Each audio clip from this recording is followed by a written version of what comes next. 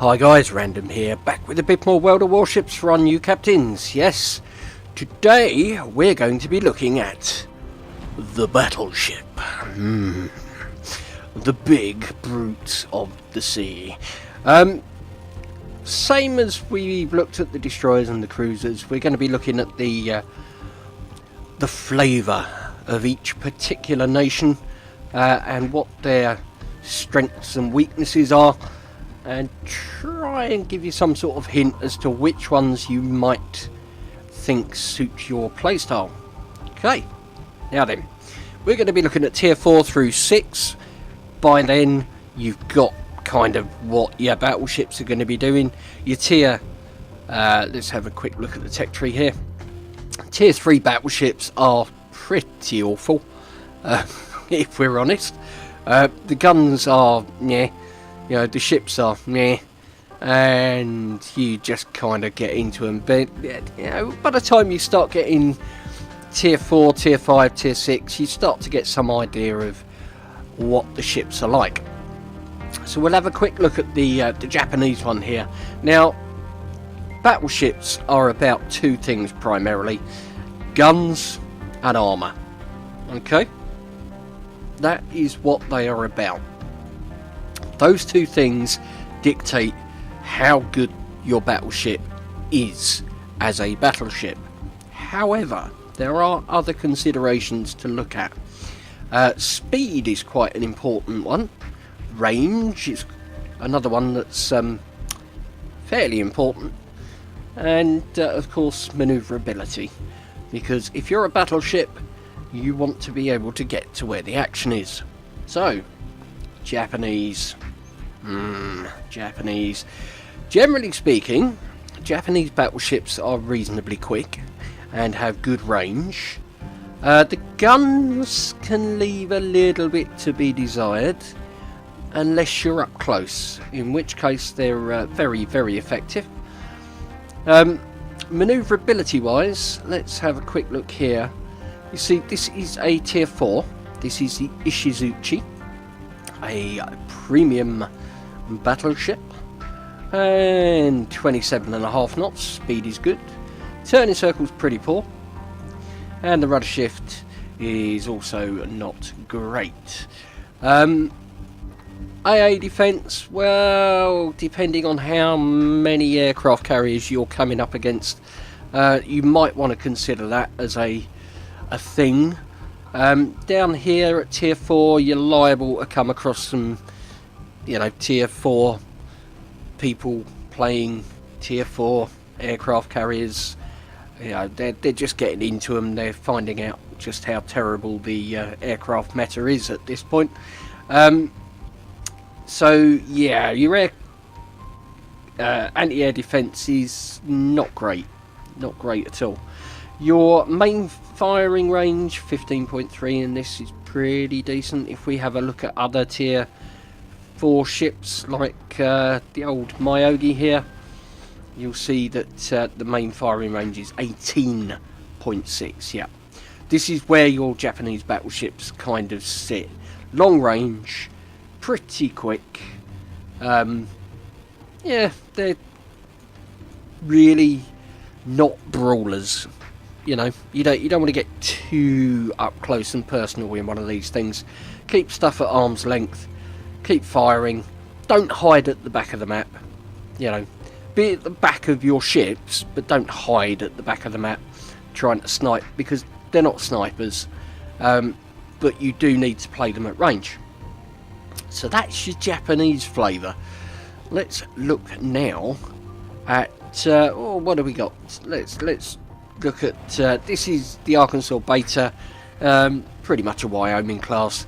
So yeah, it's kind of a little bit tweaked, being a premium.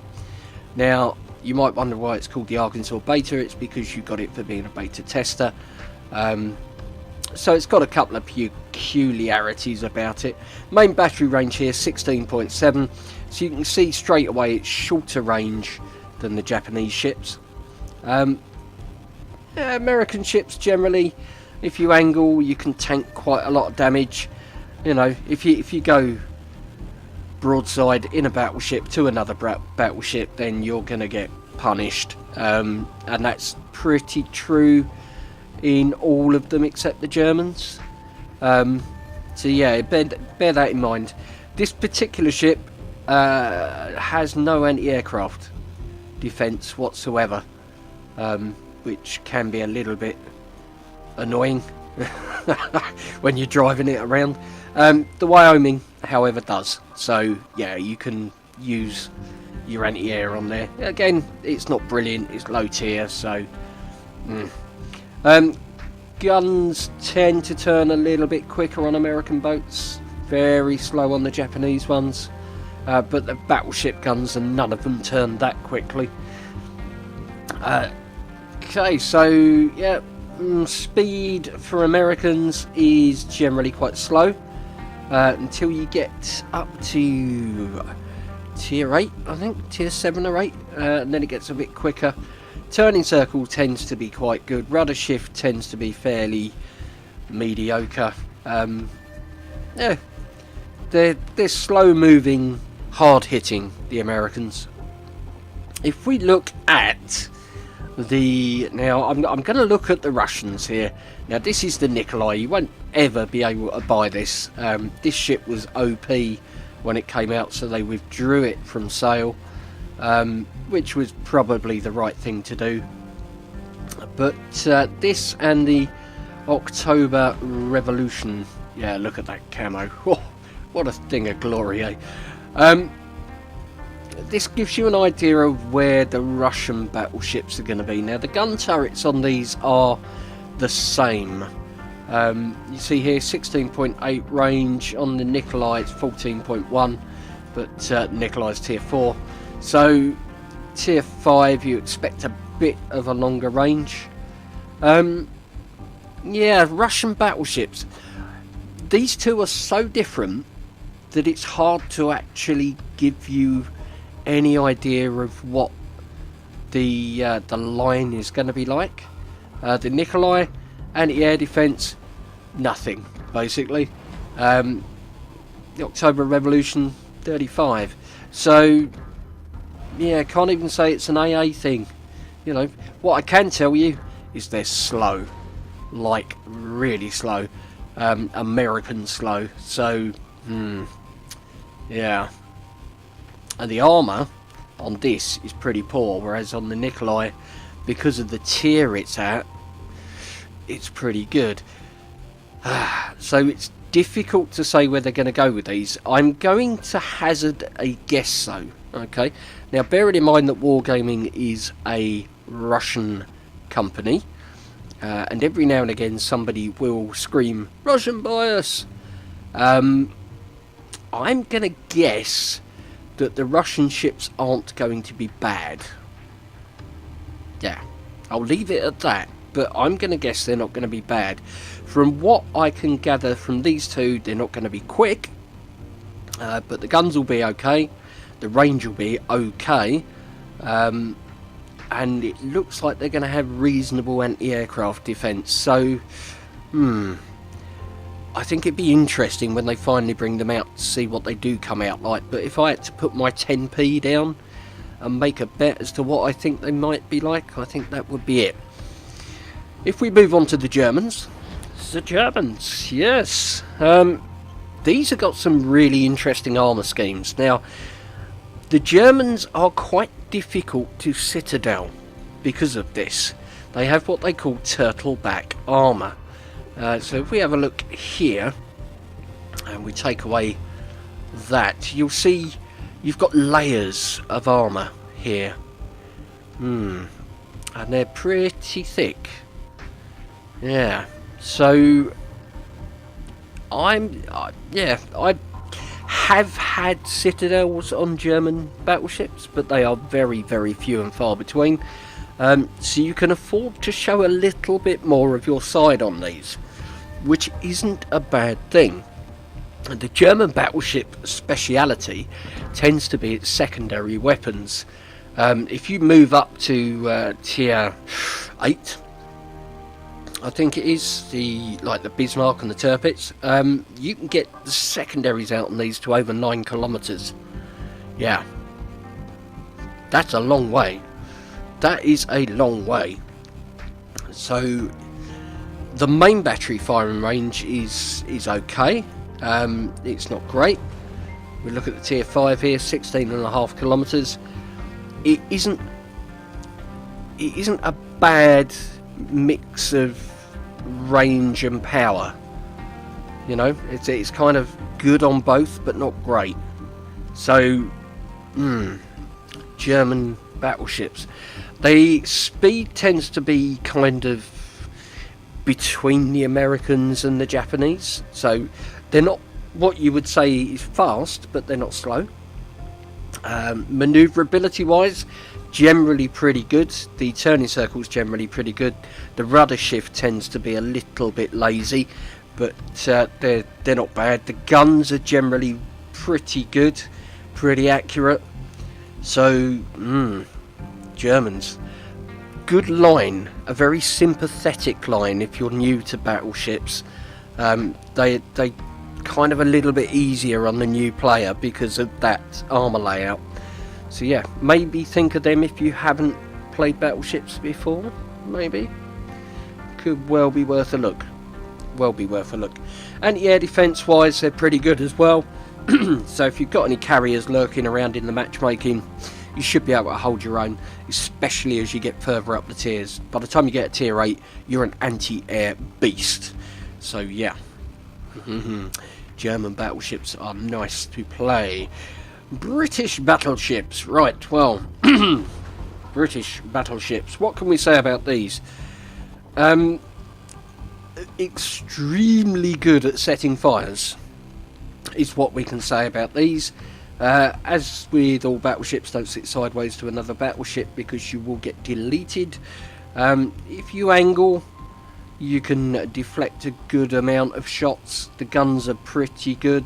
The range is pretty good. It's not Japanese good, but it's, you know, as good as the Germans. It is just really all down to this high explosive ammo fire chance, which is ridiculously high. So yeah, British battleships, very, very good at setting fires. Yeah, just bear that in mind. Doesn't mean you shouldn't use your armour piercing, but if you're shooting stuff that's looking at you like that, you might want to consider some high explosive instead. Anti-aircraft defence, not as good as the German, but it's reasonable. It's not fantastic. It's okay. Speed-wise, they're all right. They're kind of a little bit quicker than the Americans, but yeah, they're not particularly fast. I would say that you would probably be okay in these if you were starting off. Just bear in mind that you need to be very selective about which way you point the boat at the start of the game, because they are not quick. Okay, moving into some of the premium stuff. The Dunkirk is the French battleship which is in the game at the moment. The other French battleships have been announced. There have been screenshots of them, and old Dunkirk here will soon have some more Baguette brothers. The Dunkirk is a peculiar ship, and given what I've seen of the other French battleships, their armour scheme seems to be along the same lines as the cruisers, so you might have some mysterious magicry going on with spaced armour. The Dunkirk itself though, front end of it is a bit delicate, but you can bow tank a good amount of shots. It's I don't know, it's one of these ones you'd kind of park somewhere like that and just shoot stuff, and then just bow tank and bounce shots that come in off of cruisers, and yeah.